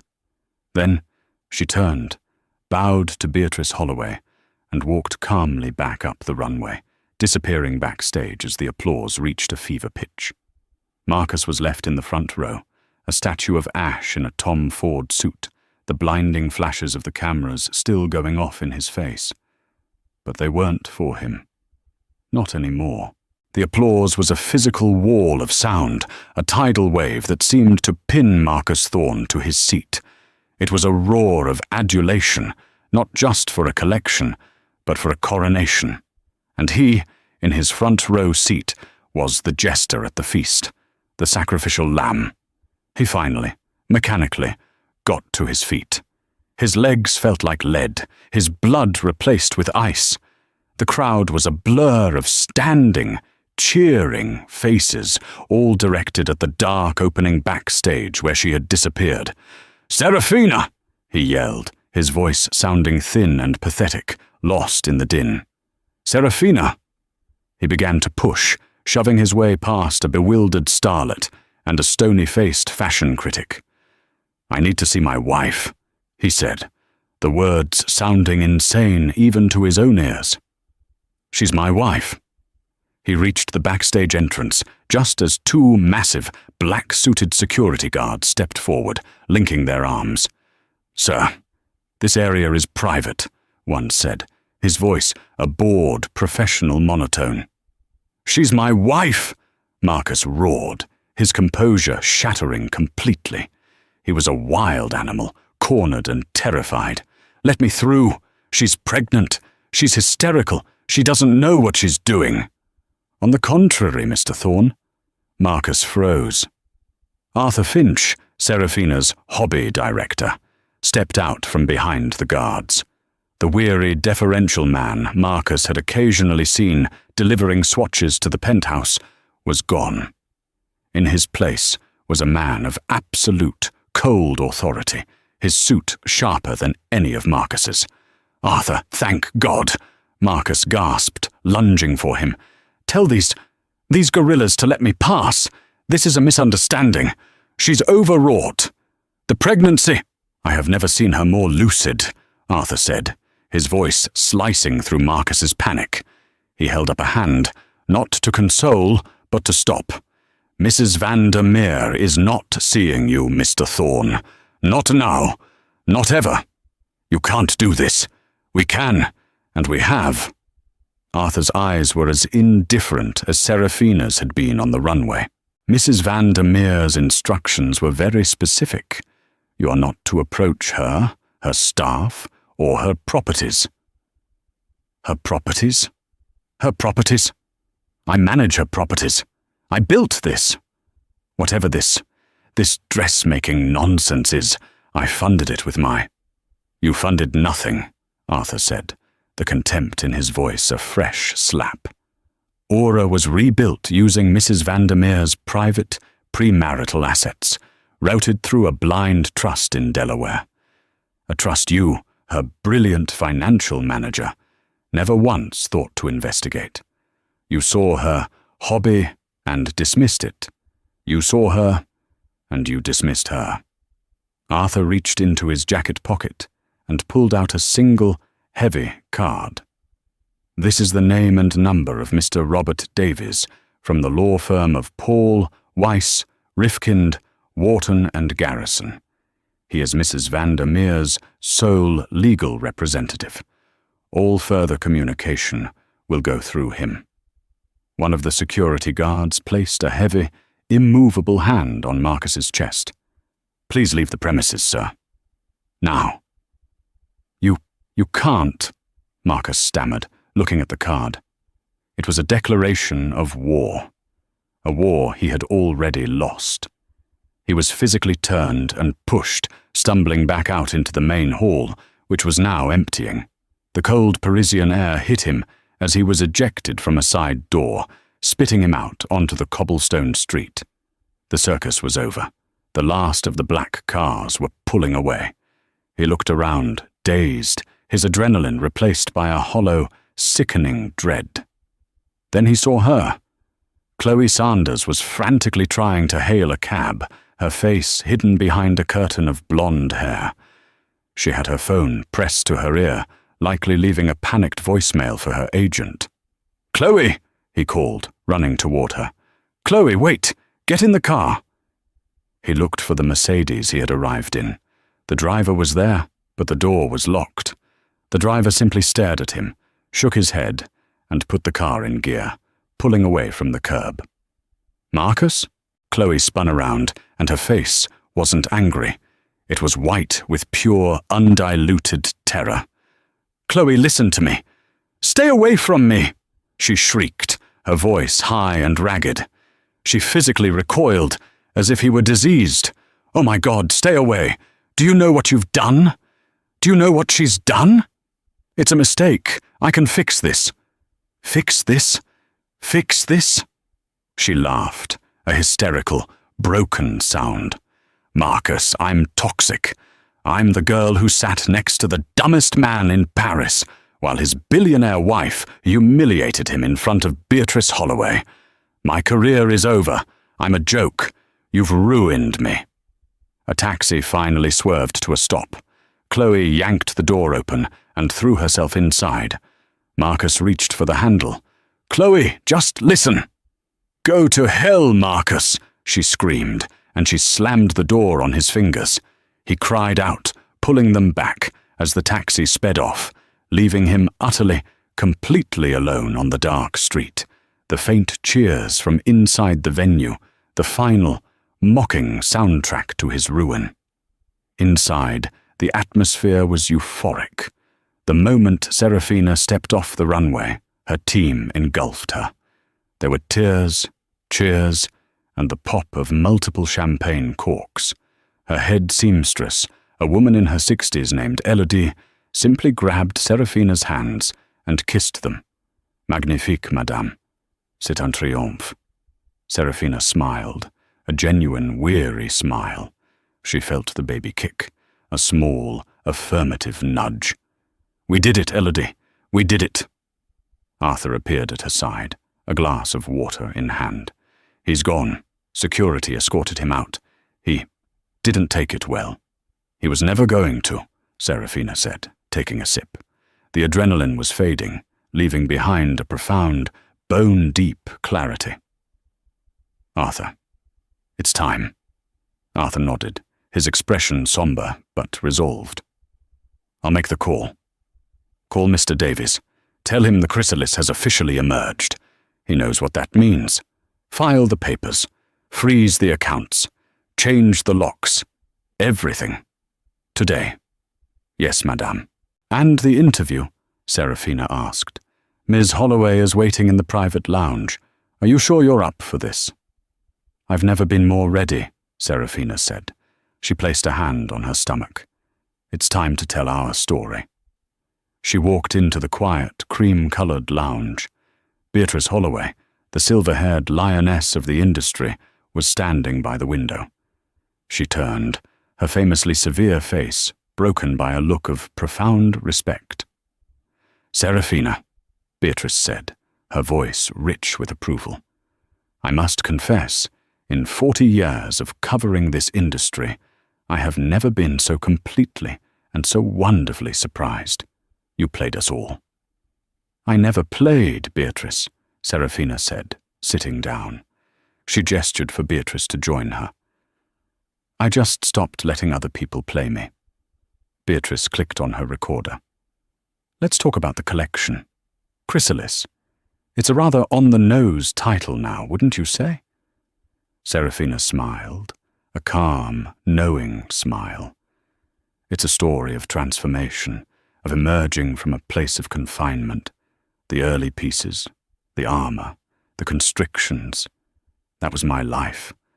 I was bound by assumptions, that I was just an heiress, that I was just a wife, that my work was," she said, her voice hardening slightly, "a hobby." "And the man in the front row?" Beatrice asked, her question gentle but precise as a surgeon's scalpel. "Your husband, Marcus Thorne." He seemed surprised. "Marcus is an excellent financial manager," Serafina said, her voice perfectly even. "He's very good with numbers he can see on a spreadsheet. He overlooked this particular asset. He advised me to liquidate Iora 3 years ago. He called it dead weight. He saw no value in it." "And his guest?" Beatrice prompted. "I suppose he was simply networking," Serafina said, the dismissal as clean as a guillotine. "He's always been an ambitious man. Unfortunately, his ambition often blinded him to the assets he already controlled. The story broke while Marcus was still in a taxi to Charles de Gaulle, frantically trying to call his office. The Vogue interview went live, and the internet exploded. WWWD's headline was "Savage. SV is Serafina van der Meer. Heiress reveals billion-dollar brand and husband's betrayal in one move." The New York Post was, as ever, more succinct. "Front row fool." Marcus Thorne's descent was as swift as it was brutal. At the Air France lounge, his American Express Centurion card, the black card that was his entire identity, was declined. "Impossible," he snapped at the attendant. "Run it again." She did. "I'm sorry, monsieur. It is rejected." He tried his platinum card. Declined. His Chase Sapphire Reserve. Declined. His corporate debit card. Insufficient funds. The cold sweat of full-blown panic began to bead on his forehead. He scraped together just enough on a minor, forgotten credit card to book a one-way ticket to New York. Not in first class. Not even in business. He was in seat 34B, a middle seat in coach on a Norse Atlantic flight, wedged between a 300-pound salesman who snored like a dying engine and a young mother with a colicky infant who screamed for 9 solid hours. He tried the in-flight Wi-Fi, paying the $29.99 fee with the last dregs of his credit. His email inbox was a war zone. From Legal Debt, Thorne van der Meer Interests. Subject, Notice of Termination. Dear Mr. Thorne, your services as portfolio manager are terminated, effective immediately. From Morgan Stanley, Private Wealth. Subject, Account suspension, urgent, pending review of legal action filed in the state of New York. All joint accounts have been frozen. From the Board of the Met. Subject, Resignation request. In light of the public scandal, we request you tender your resignation.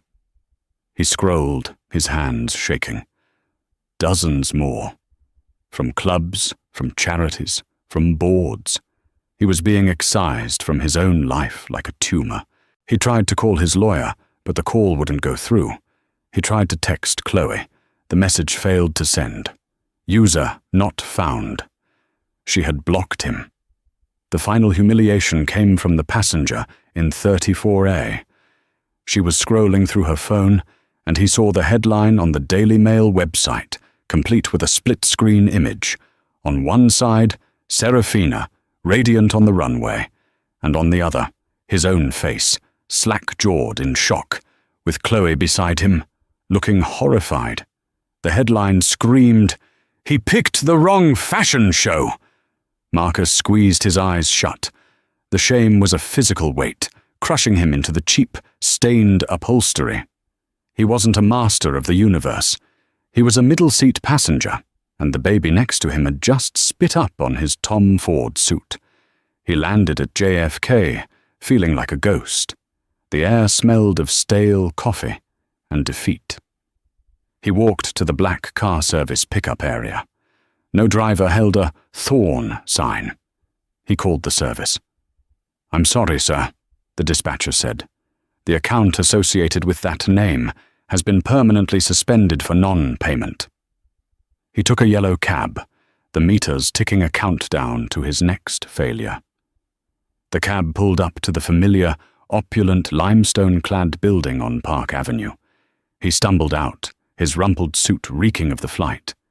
Miguel, the doorman he'd known for 5 years, stepped in front of the ornate bronze door, his face a mask of professional regret. "Mr. Thorne, I'm sorry, sir." "Miguel, open the door. I live here." "Sir, my instructions are explicit." Miguel would not meet his eye.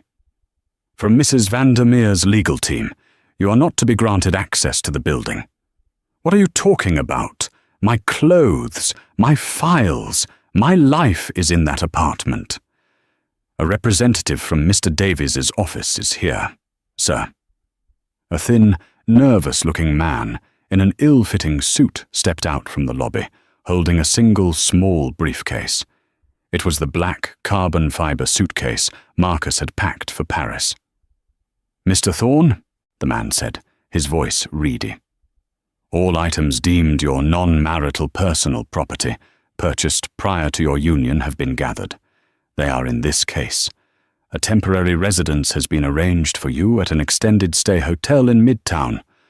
All expenses will, of course, be billed to you. My clothes, my watches, my art." Marcus was breathing in short, sharp gasps. "Are considered marital assets, currently frozen and under review by our forensic accounting team," the man recited, as if reading from a script. "Good day, Mr. Thorne." The man handed him the suitcase, the one he'd packed for his tryst, and retreated inside. Miguel, with a final, pitying look, closed the heavy bronze door. The click of the lock echoed in the street.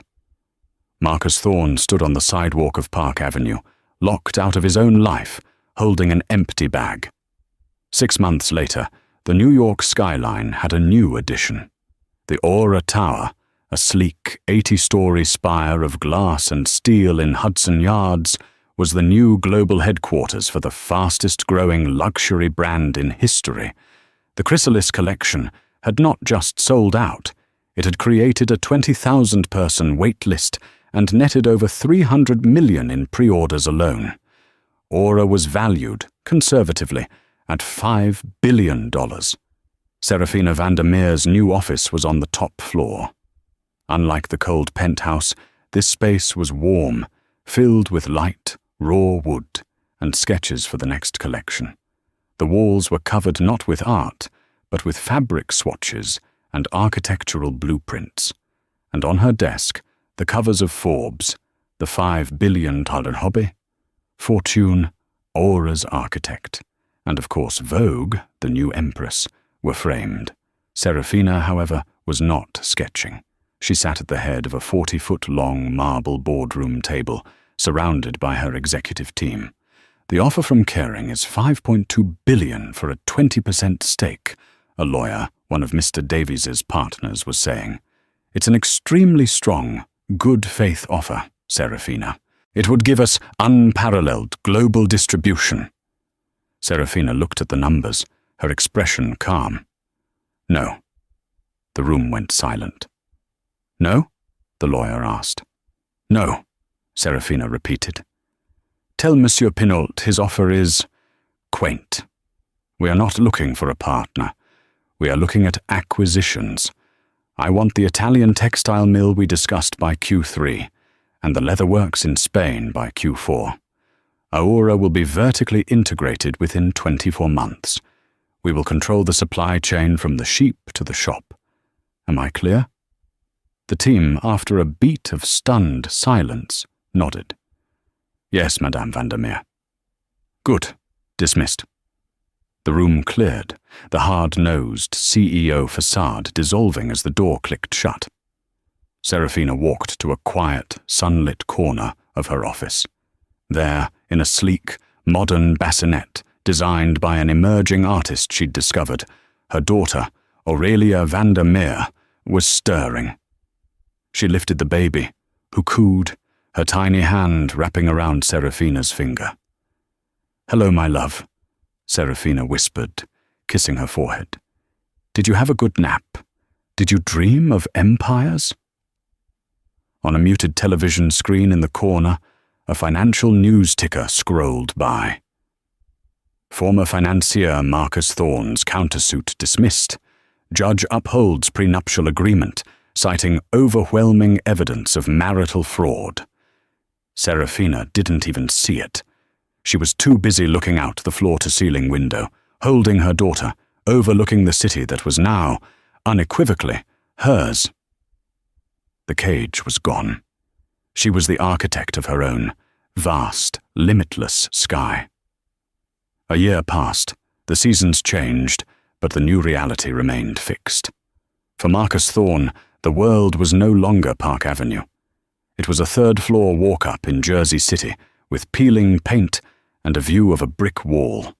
The name Thorne, once his key to any door, was now an anchor. He was a pariah. No bank would hire him. No board would have him.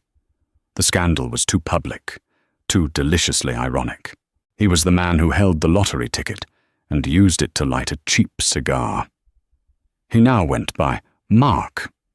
He'd sold the last of his non-seized assets, a pair of inherited cufflinks, to buy a bus pass. He'd found a job, eventually, as a night shift auditor for a budget hotel chain, a windowless, soul-crushing job that paid just enough to cover his rent and his ramen. One rainy October evening, he was on the PATH train, huddled in a thin, worn coat, the ghost of his former self. He was invisible, just another tired man heading to a job he hated. He looked up, and his blood ran cold. The woman sitting opposite him, a young, bright-eyed paralegal, was carrying a new handbag. It was an Aura, the chrysalis clutch. The white, buttery soft leather was embossed with the simple, unmistakable A. She was holding it like a religious artifact, her face glowing with pride. Marcus felt a physical, agonizing sickness. His wife's hobby was now the object of desire for an entire generation. He got off at his stop and rushed into the street, the rain cold on his face. A bus swerved past, and the entire side of it was an Aura advertisement. It wasn't just a brand. It was a global phenomenon. He was a footnote in the story of his wife's ascent. Across the river, in a sprawling, light-filled penthouse in Tribeca, one she had designed herself, all warm woods, soft fabrics, and breathtaking river views, Serafina was on the floor. She was not the CEO. She was not SV. She was Mama. Aurelia Vandermeer, now a healthy, bright-eyed toddler, giggled as she stacked a set of wooden blocks, only to knock them over with a delighted squeal. The room was not silent. It was filled with the sound of a child's laughter and the soft melody of a classical piano piece. Arthur arrived, not with contracts, but with a thick, bound portfolio. "The final plans for the Parsons Institute," he said, placing it on the coffee table. "The Serafina Vandermeer Center for Emerging Design. The board approved the endowment. The first round of full scholarships will go to 20 young female designers. We've begun accepting applications." Serafina picked up the portfolio. On the cover, in clean, strong letters, was her name. Not her father's name, not her husband's. Her name. A name she had redefined. It was no longer just a synonym for heiress. It was now a synonym for creator, for visionary, for power. She thought, for a fleeting, indifferent moment, of Marcus. The divorce had been finalized in record time. His desperate, grasping lawsuits had been dismissed by the courts as frivolous. The prenuptial agreement he had so arrogantly signed, believing himself the one in control, had held firm, a fortress wall he could not breach. He was, as her lawyers had put it, fully divested. He was a line item that had been zeroed out. Serafina closed the portfolio, a small, satisfied smile on her face. She looked at her daughter, who was trying to put a block on her mother's head. "A new legacy, Aurelia," she whispered, kissing her daughter's soft hair. "Not one we were given, but one we will build." She had not just escaped the cage. She had melted it down and forged an empire from the very bars that were meant to hold her. And she was just getting started. They say revenge is a dish best served cold. But for Serafina, it wasn't about revenge. It was about resurrection. By underestimating her, Marcus didn't just lose a wife, he lost an empire. He was so busy looking for the next big thing, he never realized the biggest thing of all was the woman he left at home. Serafina's story is a powerful reminder. Never, ever mistake a woman's silence for weakness. Sometimes the quietest person in the room is the one holding all the cards. What did you think of Marcus's ultimate downfall? Was Serafina's reveal the most epic boss move ever? Let me know your thoughts in the comments below. Thank you so much for watching. If you loved this story of drama, betrayal, and ultimate triumph, please show your support by hitting that like button. It really helps the channel. And don't forget to subscribe and ring that notification bell so you never miss another real-life story. Share this video with anyone who needs a reminder of their own power. We'll see you in the next one.